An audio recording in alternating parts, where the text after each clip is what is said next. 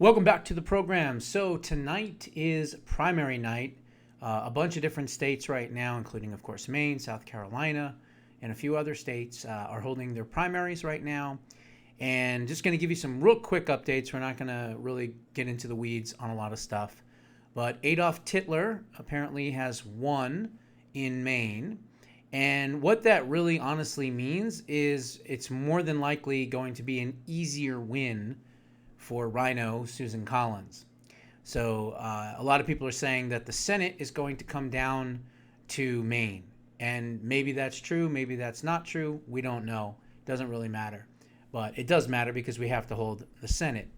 So obviously, if Plattner, the rapist, Nazi, communist, child predator, whatever else you want to throw at him, and I believe at some point with more drip, drip, drip, he's going to be battered and bruised going into the general election anyway. I think the Republicans are really going to tear him down pretty hard. And even the Democrats tried. We're just going to pick up where they left off, okay? So trust me on that. The RNC is going to pound him hard. And so I believe that she's going to win that seat. It doesn't matter what the polls say, to be honest. I mean, every single time she's down in the polls, and she always comes out and she always wins. Every single challenger has never been able to defeat her. With that being said, our own Dan Smariglio is obviously running for that seat as well. And I'll be honest, I went to the Maine Secretary of State's website. I can't find any information. As a matter of fact, I reached out to Dan directly and still waiting to hear from him. But don't know how many votes he got at all. I mean, we talked about it the other night. And the interesting thing in Maine is that if he gets one write-in vote, just one, he can move on to the general election. So obviously it doesn't really matter because Susan Collins is going to be the incumbent. She's likely going to win the seat and everything else, and we'll be stuck with Rhino Susan Collins once again for another 6 years. But it's better than Nipple Nazi, Adolf Hitler, and the crazy Democrat socialist weirdos that they want to run. So that's what I always say, right? Always vote for the most conservative candidate, but if that candidate doesn't win, you always support the one that does. That's how we will remain in power. And yeah, we'll have another headache for another 6 years, and I'll be doing shows about her and her bad decisions, but it is what it is, okay, as they say. Now, the other thing was Lindsey Graham, speaking of rhinos again, Lindsey Graham won his nomination in the general election. So again, we're going to have Lindsey Graham back. And so with that, we've got to make sure that he wins the seat. You know, obviously there was other more conservative candidates, but for whatever reason, South Carolina chose what they chose. President Trump endorsed him for obvious reasons. I think a lot of it has to do with the fact that he's going to be the Senate Judiciary Chairman, and that's going to be important to get his judges through. So look, there's always going to be a lot of backroom dealings. There's always going to be some interesting endorsements that are head scratchers to all of us. But if you break it down further, if you really know politics, if you understand the inside the baseball types of things that go on in politics in DC and around the country, you can clearly see why some of these endorsements are made. He needs Lindsey in order to get his agenda passed. So we're going to be stuck with Lindsey Graham, more than likely, for another 6 years as well. One person we won't be getting stuck with is Nancy Grace. Nancy Grace? No, that's the talk show host lady with the weird face. She's like always mean to her guests. Yeah, not her. Nancy Mace, the other one. That's right. So with Nancy Mace, not Grace, she was in 5th place tonight for the governorship gubernatorial primary. So it looks like the Trump-endorsed candidate, a female, has won. I forget her name. I could look it up, but whatever, it doesn't matter. And so it looks like Nancy Mace is going to do an about-face and not be in Congress too much longer. So I thought that was interesting. And then, of course, there were some other races here and there The Trump-backed candidates basically all won for all intents and purposes in all the other states.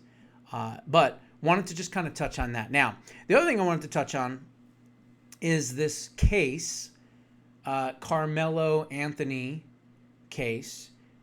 Today, he was found guilty, thankfully, but only 35 years in prison. And in Texas and most states, he has to serve only 17 years. So all I can say and hope is that prison justice takes care of him, okay? Because the last thing we need is taxpayers supporting, three hots and a cot for the next, 35, 40 years or whatever it might be. So hopefully prison justice will take care of things for him. But anyway, he was found guilty, 35 years in jail. Apparently, the judge asked for a longer term sentence and said that when deliberating this decision to side on the longer sentence. Apparently, he could have gotten 5 years to 99 years. Now, why isn't he getting the death penalty? Hopefully, he'll get that in jail, let's face it. But I don't understand why he's not getting the death penalty. I mean, this is Texas. They love to put people to death in the state of Texas. So I don't know what happened. Did he work out a deal? Did his defense team work out some kind of deal? Was it because, I guess, when he killed this person, he was 17 when he killed Metcalf and not 18, and then served the trial when he was 18? I'm not sure. Maybe there's some type of juvenile jurisdiction here going on, whatever. But he should have gotten the death penalty for what he did, an unprovoked attack against this poor kid who ended up dying in his brother's arms. Absolutely sickening. So let's hope that prison justice takes care of things in that case as well. Now, I wanted to point something out because there's a lot of idiots out there that obviously are on the left, and they are saying that this kid doesn't deserve to be in jail and that this was self-defense. Meanwhile, they had 21 witnesses, and all witnesses, including, by the way, one for the defense, all said that it was unprovoked and that Anthony was itching for a fight. He was saying nasty things to him, calling him white boy and everything else. It was a rival high school, and he killed him. He just flat out stabbed him to death, an unprovoked attack, okay? So he deserves to die, as far as I'm concerned. He deserves the death penalty. But doing a little research, okay? Now, people might think this is racist. I don't care. It's factual, okay? This is from the BNCS, or also known as the Bureau of National Crime Statistics. Blacks make up in the United States of America anywhere between 13.7% to 14.4% of the entire population, okay?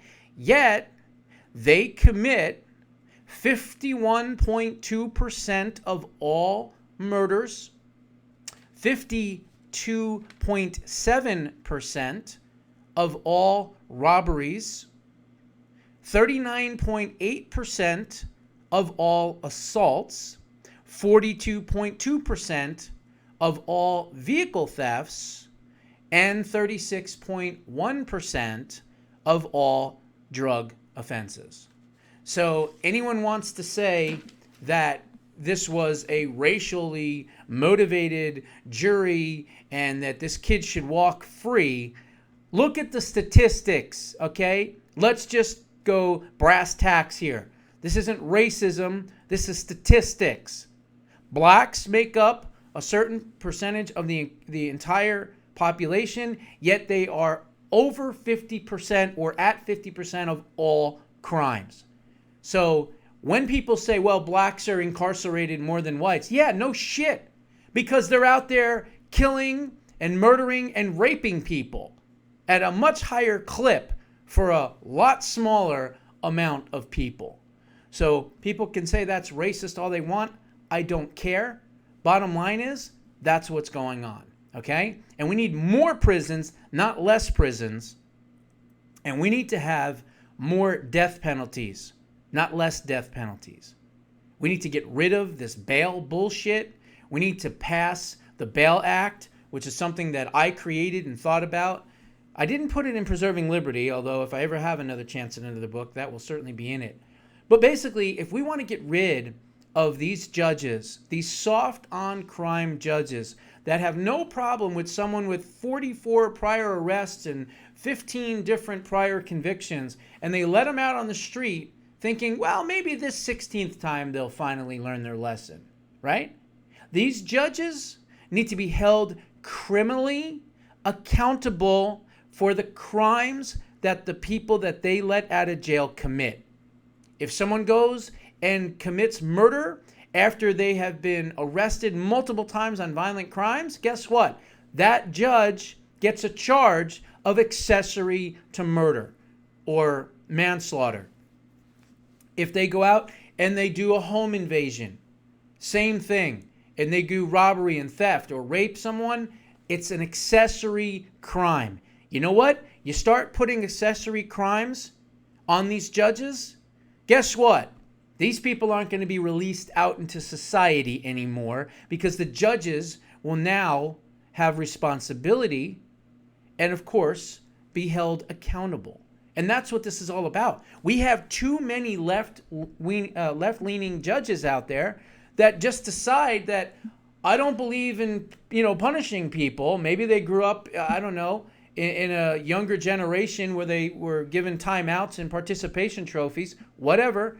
But this whole restorative justice bullshit is killing American citizens. So we've got to rein in their ability to make decisions. That's right. Judges should not have free rein to say it can be anywhere from, 20 years in jail to probation. Bullshit to that. We need to have mandatory minimum sentences for certain crimes. And take it away from the judges. Take it away from their ability to be able to decide all on their own what's good for society and what's not. No, we need to have a standard operating procedure. If you commit murder, here's what the penalty is. If you commit rape, here's what the penalty is. If you commit armed robbery with a handgun, or whatever, this is what the penalty is. No more of this bullshit. We're going to give them second, third, fourth, fifth, 100 chances. Okay? The girl would still be alive, Irina, in North Carolina on the subway train if they had actual real judges instead of these idiot magistrate judges, which, by the way, are not real judges. Okay, I've pointed that out before. They don't have a jurisdiction for anything. And quite frankly, their decisions are almost always overturned, and they're not real judges. So, again, a magistrate is not a real judge. They are not a real judge. They have no judicial power whatsoever. But yet, they're being used in all these blue cities to allow these criminals back out on the streets. So that's another thing that needs to change as well. But I wanted to kind of point that out because I think it's important. And when that happens and how we get it done, I don't know. I think right now we need to concentrate on making sure that we win these midterms, and all the other things will probably fall in place after that. So anyway, those are my thoughts. What are yours? Put them down in the comments below. We'll see you in the next one.